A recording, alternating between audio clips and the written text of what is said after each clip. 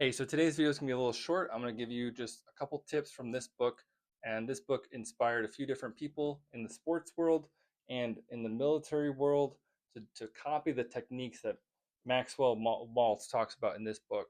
And so this book's written back in the day. I want to say it's written in the 70s. It was by a guy, a pioneer in the plastic surgery field back in the era when there really weren't that many surgeons in the space. And so basically, long story short, what he discovered was that when he would fix the external markings that scarred somebody from a car crash, and then all of a sudden he kind of did some reconstruction and made them look normal and healthy again, however you want to describe that. He kind of fixed the damage that was done. Some cases people, they went on their merry way and they just felt better, but sometimes people basically carried that internal scar with them.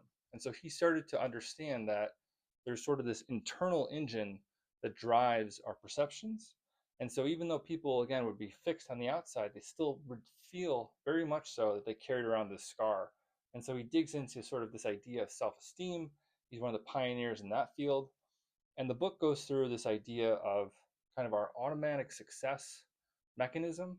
And he also talks about our automatic failure mechanism. And again, how does that translate to someone today? An example used in sports is now professional coaches, they'll basically give players the idea of, picture yourself in that on the free throw line in the finals. You've got the crowd yelling, it's all the pressure's on. And there's no way to simulate that exact scenario in terms of, you're tired and you're actually in the moment. There's no way to simulate that. But when you do that kind of visualization, the mind, in some ways, it doesn't actually understand the difference between that visual, lucid memory and the actual event. And so it's the closest you can get to kind of recreating that scenario. And so the book and later studies have gone on to show that people who engage in this kind of visualization behavior produce and the results are just much higher, whether that's soccer players kicking a penalty kick after the game and they've already run 120 minutes, or if it's those free throw shots, or hitting like a drive straight down the freeway, or down straight down the green. But in this book, Jack Nicklaus talks about how he used the techniques.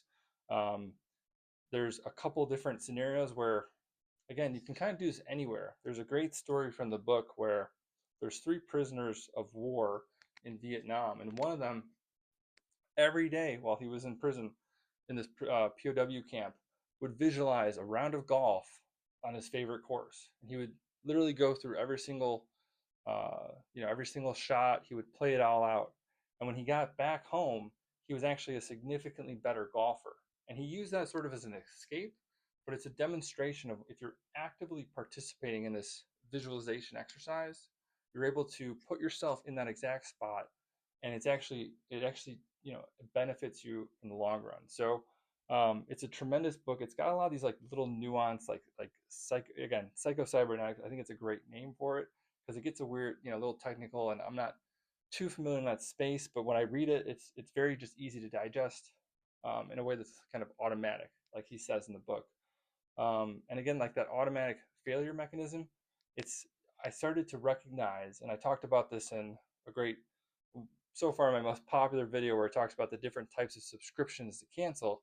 But I got this idea from this book where it talks about essentially, if you're not actively doing this to benefit yourself, most people are actively doing it to harm themselves, and they might not recognize it. It's sort of those recurring thought patterns of you start off a presentation and you sort of have that self-doubt of, I'm not going to do well here, no one's really going to understand this. It's walking up into a conversation and thinking this person's not going to find me interesting. It's whatever those recurring thoughts are, or waking up on a Monday morning having a certain thought for the day.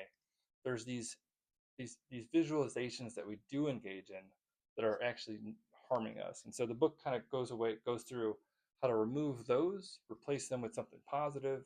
And it's been a big help in my life. I'm a big fan of the book. It's probably one of my favorite books just because, I don't know, it's a quick read, and it's got a lot of old school self-improvement techniques that are, again, have been adopted by the military, the NFL, the NBA. A lot of these high-end professionals have incorporated this sort of the studies and the research that started off in this book. So definitely check it out. Leave a comment if you actually engage in any of these behaviors. Maybe something that you've done that you visualized and you saw the success later on, or that you saw some benefits. Would love to hear what's going on there. And if you like this video, got something out of it, leave a like and subscribe for more. Till next time.